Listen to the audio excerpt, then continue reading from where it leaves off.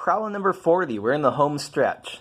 An implicit differentiation question. We're going to do this once again with the chain rule formula. So for problem number 40, if we end up with x squared minus 3x plus y squared plus 6y minus z squared minus 2z is equal to 6.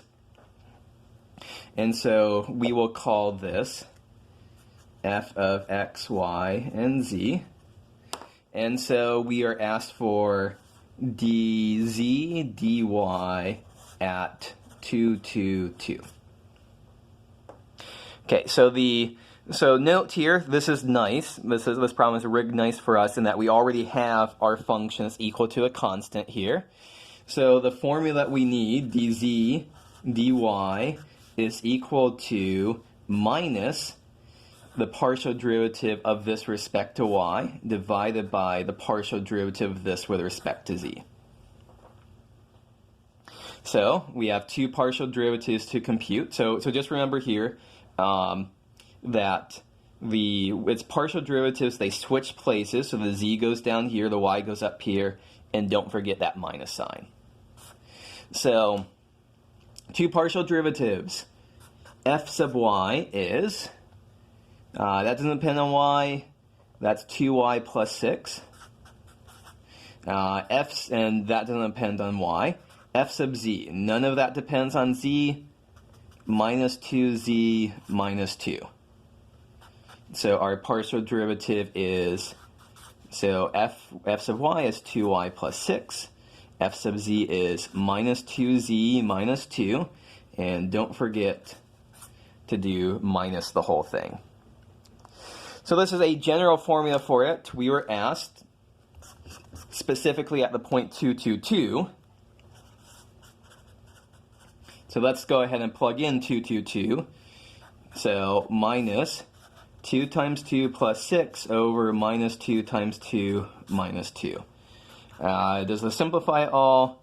Minus 10 upstairs and minus 4 minus 6 minus 6 downstairs, so that looks like 5/3. So implicit differentiation, just slide everything to one side, which we didn't have to do here. Take a couple partial derivatives, form a quotient in the right order, don't forget that minus sign. So that's problem 40. Problem 41, find the local extreme values here. Okay, so 14.7 problem. Find and classify critical points. What's going on here? So, f of xy is x to the 4th plus y to the 4th minus 4xy. And so, the partial derivative with respect to x, we know we'll have to calculate out two partial derivatives, set them equal to 0, and solve. So for partial derivatives with respect to x, 4x cubed, that's a constant with respect to x. And the derivative of minus 4xy with respect to x is minus 4y. Okay, partial derivative with respect to y is going to be that. And we want both of those to equal 0. Okay, so what's going on here? First equation, what do we have? We have 4x cubed is equal to 4y. I think we can cancel out those 4's. So y is equal to x cubed. The second equation is going to be similar. The second equation is going to tell us that x has to equal y cubed. So we have x is equal to y cubed, and x cubed is equal to y. So at this point, what we can, maybe the best way to approach this is to substitute in for one of them. If we substitute in that, let's say, x is y cubed into x cubed, we end up with y cubed, so x is y cubed, and we're cubing that, is equal to y. So y cubed cubed, that's y to the 9th, is equal to y. And so the only possible values here that make this work for y to the 9th is equal to y. So let me list them here. So if we have y is equal to 0, we have 0 is equal to 0. So that takes care of it. If we divide out both sides by y now, we're allowed to do that because we've taken care of the y is equal to 0 case. We end up with y to the 8th is equal to 1. So what numbers, when you raise them to the 8th power, give you 1? Well, there's only two real numbers that do that. Y is equal to 0, or sorry, y is equal to 1, and y is equal to negative 1. So the only allowable values that we have are y is equal to 0, y is equal to 1, and y is equal to negative 1. Let's go to a new piece of paper. Oops, that one is backwards. Stack of paper got in there backwards. Okay, so where are we? So we know that we have x is equal to y cubed and y is equal to x cubed, and we know that the possible values of y are 0, 1, and minus 1. So let's look at each one of these three y values and see what are the allowable x values. If y is equal to 0, well, that tells us that x is equal to 0 cubed is equal to 0. So what is our point that we get? 0, 0. Now, if y is equal to 1, we get x is equal to 1 cubed is equal to 1. So that gives us a point where x and y are both 1. If y is equal to minus 1, x is equal to minus 1 cubed, and that's minus 1. So we get minus 1 comma minus 1. So these are the only three critical points. Note that we can't mix and match. Note that there's not a critical point of the form 1 comma minus 1 or minus 1 comma 1. Because once we know that y is equal to 1, we're forced to see that x is 1. Once we see that y is minus 1, we're forced to see that x is minus 1. So these are the only three critical points. Okay, so we found the critical points. We want to classify them now. To classify them, we need to take the second order partial derivatives here of fx and fy. So I'll just write those down. Fx is 12x squared. And, fxx I meant. Fxx is 12x squared. Fyy is 12y squared. And fxy is equal to minus 4. So now we are ready to start classifying our critical points. Let's start off with 0, 0. So our D is fxx times fyy minus fxy, all of that squared. In this case, fxx is 12 times 0 squared. Fyy is 12 times 0 squared. I'm plugging in for x and y, 0, 0. And minus 4 squared. So that's 0 minus 16, and that's negative 16. We observe that minus 16 is 0, and this is the case where, if you check the chart that we have, this is a saddle point.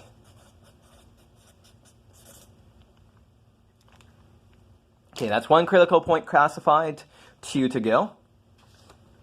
So for 1, 1. Let's look at this one.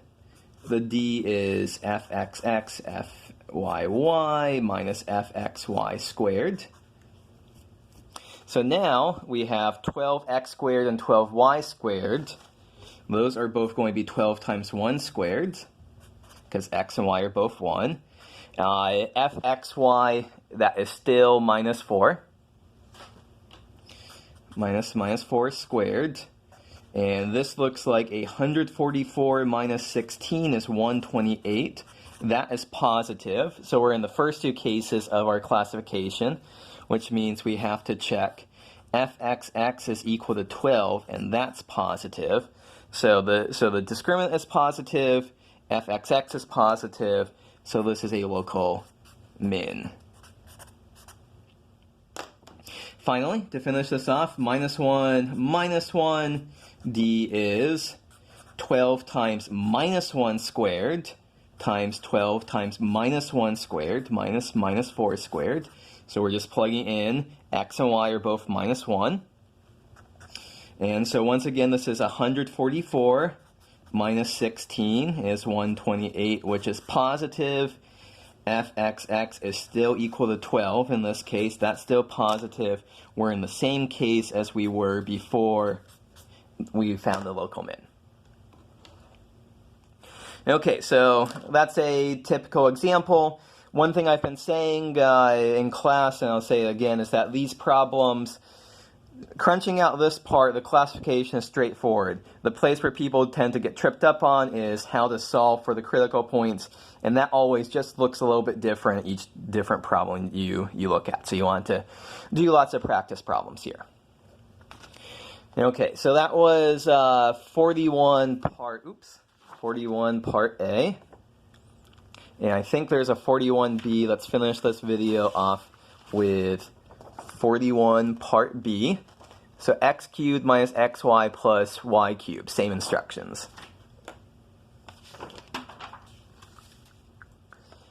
So f of xy is x cubed minus xy plus y cubed. The x partial derivative is 3x squared minus y. The y partial derivative is minus y plus 3y squared. Let me just double check those. Those are done correctly. I was right to be suspicious. What mistake did I make when I took the y partial derivative? That should have been an x there, not a y. Okay, so set these both equal to 0 and solve. Y is equal to 3x squared, and x is equal to 3y squared. Hey, once again, it looks like we're going to substitute this into the other. So substituting in x is 3x, x is 3y squared in for y. What do we have? Y is 3 times 3y squared squared. And that looks like 3 times 3 squared is 27, y to the 4th. What are our possible solutions here? Y could be 0, because that would give us 0 is equal to 0. If y isn't 0, we can divide both sides by y to get 1 is equal to 27 y cubed, or y cubed is equal to 1 over 27. So y would be the cube root of 1 over 27, which is 1/3. So we get two possible values for y, 0 and 1/3. And those, we can find the corresponding x values by just plugging them into x is 3y squared. So if x is 3y squared, 3 times 0 squared is 0. If x is 3y squared, 3 times 1/3 squared is 1/3.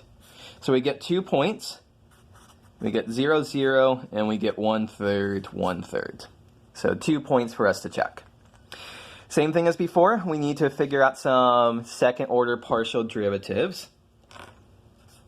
Fxx is 6x minus 0, because partial derivative of 3x squared is just minus y is just 6x minus 0. Fyy is 6y, and fxy is minus 1. So we're ready to check our points here. 0, 0, the discriminant is, so it's 6x times 6y minus 1 squared. In this case, we plug in 0 for both x and y. And we end up with minus 1. That's negative. Hey, guess what? Saddle point. For 1, 1, d is 6. So 6x is 6 times 1. 6y is 6 times 1 minus 1 squared. So that's 36 minus 1, and that is 35, which is positive. So hey, once again, what do we end up with here? We need to check fxx, that is 6, that's positive. So both d and fxx are positive. One more local min case, just as before.